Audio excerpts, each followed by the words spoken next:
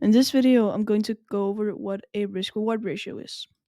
So, right here, price made a change in state of delivery, and then we see price makes a retracement up to this change in state of delivery, and then we would most likely short at the change in state of delivery, and then target either sell side liquidity or the standard deviations of the change in state of delivery. But the important thing we're going to talk about today is what risk reward ratio is. And you can use that by using this tool right here. It's called a long position or a short position under the projection category. So then first of all, we're going to take the short position and place it where we're going to short, right here. And then we would put our stop loss at the high of the change in state of delivery. And then target the minus 2.5 standard deviations.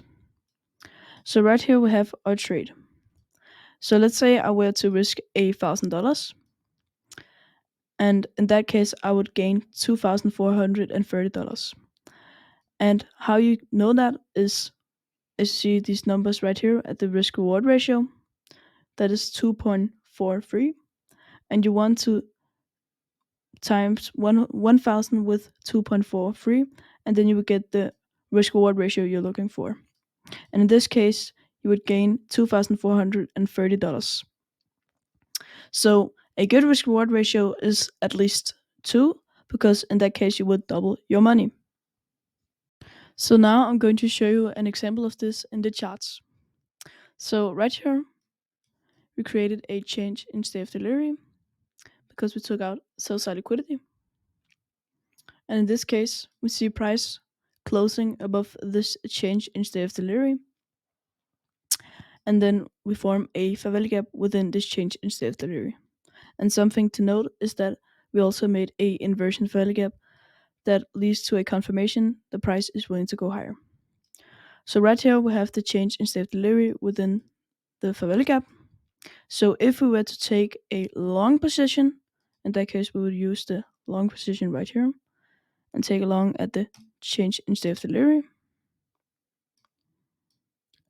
right here and put our stop loss maybe at the bottom of the change in state of delivery.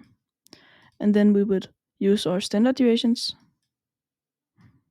on the change in state of delivery and target, in this case, the -1 to -1.5 range. But that would only make a 1.69 risk reward ratio, and that personally to me isn't good enough. So in that case, I would maybe move my stop loss to the bottom of the inversion fair value gap or right under it, and then maybe target the -1 standard deviations to get a safe and easy trade. In that case, we make a 2 risk reward ratio. So if I were to risk $1,000 on the line, I would gain $2,000 in this trade. And the reason you would gain $2,000 from this trade is because the risk reward ratio is 2. So we have to times 2 by 1,000. In that case, we will get 2,000. Right here, we see price has created a 1-hour order block. So in that case, we can go into the lower time frame and see over here that we also have a 15-minute fair value gap within this 1-hour order block. And we also have a 15-minute order block. So in that case, we can go into the 5-minute and see that price has started to respect these higher time frame PDRAs. As we see, price makes a close up and then a fast close down, also creating a volume balance in the meantime. So now we go into the 1-minute and take a trade entry.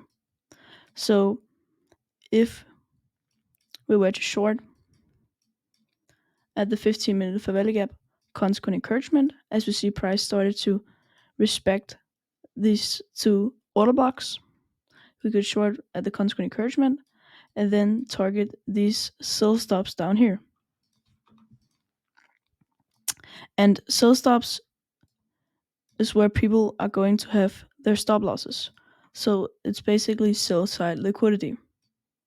So if you were to take a trade entry, you could short right at the consequent encouragement of the value gap, and then put your stop loss at the high we formed. If you want to have a very strict stop loss, you could put your high that we formed when we touched the high time frame PD raise, or you could put your your stop loss at these highs up here, and then target these this sell stop down here, which would make a 3.24 risk reward ratio. So if you were to risk $1,000, you would win $3,240, as we have to times 1,000 with 3.24. In that case, it would be $3,240. So this was just a short explanation what risk reward ratio is. So if you like this video, please like and subscribe. And if there's anything you didn't understand, just comment down below.